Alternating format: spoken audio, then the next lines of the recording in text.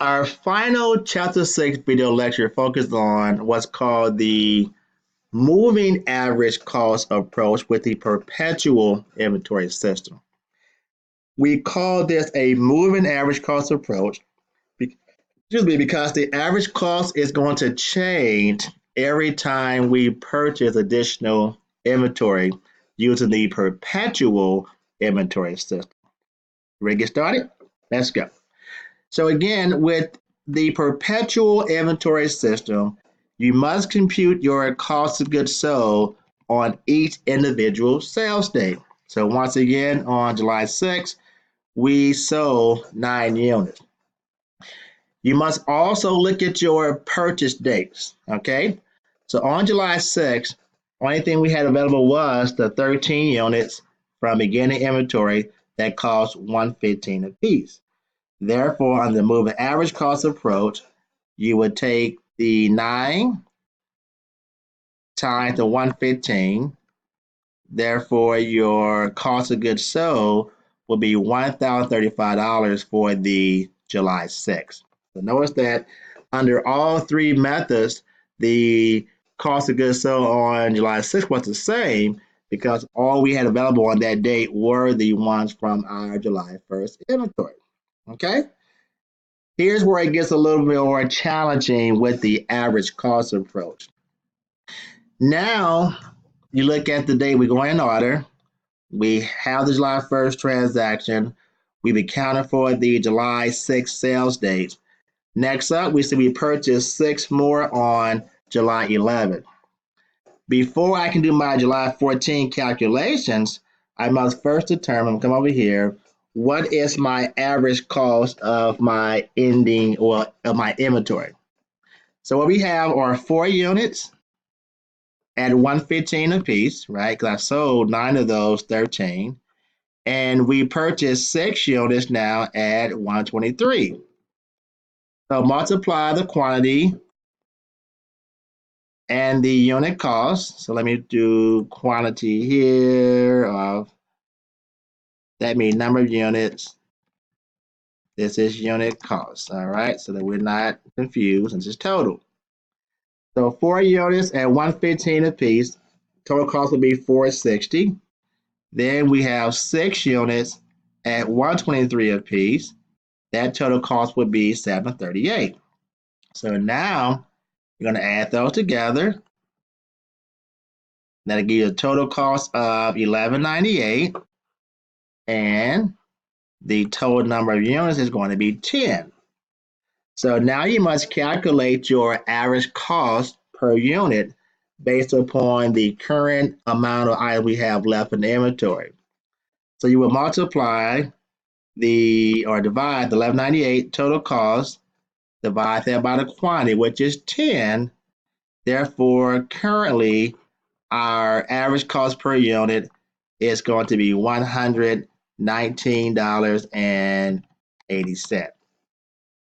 So to get that number again, we took what we have in the inventory remaining, 4 from July 1st, those 6 from July 11th, total cost divided by total units. The average cost would be $119.80 per unit. Okay? So then on July 14th, we sold 6 units.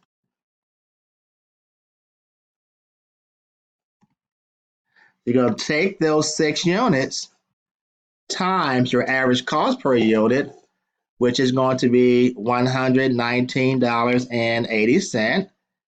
So take the 6 times the 119.80. So our cost of goods sold would be roughly $718.80. Okay? So now you've sold those 6 units. All right? You must keep track of your inventory. So that means now I had 10 items. I just sold 6. So what I have remaining is 4 units at an average cost of $119.80 per unit. Okay, you all follow me? Because once you've done the calculations, you'll take your remaining inventory. We just sold 6.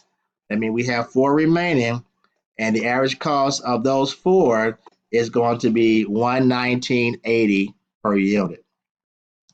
Then on July 21st, we purchased 7 more units, and their cost was $132 per unit. So once again, you multiply your number of units times your unit cost, and then you got the 7 times the 132.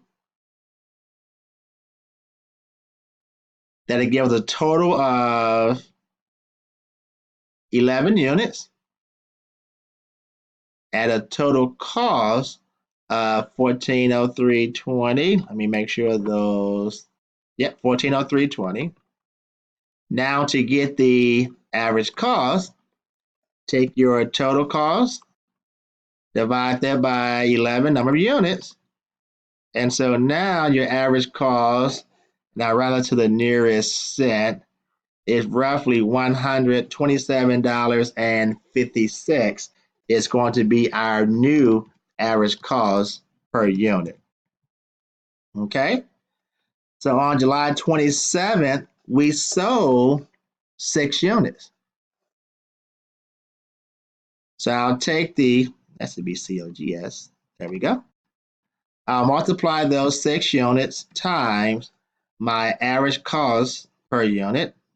Let me do this. I'm going to put it over here. I know it's 127.56, round to the nearest cent.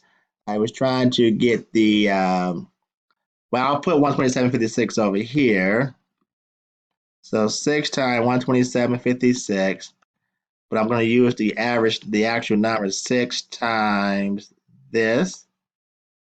And that'll give me my cost of goods sold of roughly $765.38.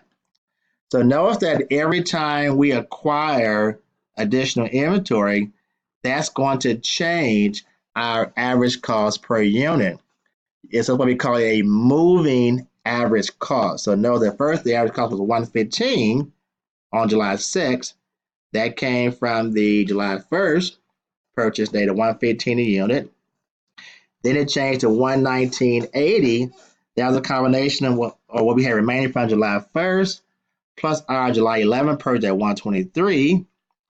And then it changed again to the $127.56 once we added in the purchases that took place on July 21st. So again, notice that your average cost per unit is going to change every time you acquire additional inventory. We have to use that new average cost amount to calculate the amount of our cost of goods sold. Let me show you a little shortcut for ending inventory. So if I add together, my total cost of goods sold is $25.19.18, right? We know that cost of goods sold plus an inventory must equal my cost of goods available for sale. But I can also subtract my cost of goods sold from my cost of goods available for sale, and that would give me my ending inventory of roughly $637.82. Yes, you can also take those 5 units times the 127.56. Because I did a rounding, it won't give you that exact number per se. Just give me 637.80. So to get the exact number, just subtract your cost of goods sold from what was available, and the difference would give you the value of your ending inventory. Okay, so again, with the perpetual moving average or average cost, is a moving average cost because once again, every time we purchase new inventory, we have to recalculate the average cost of our units sold. Okay, so I hope these videos will help you get a better understanding of the cost flow assumptions for perpetual and periodic for FIFO, LIFO, and the average cost. Okay, bye-bye.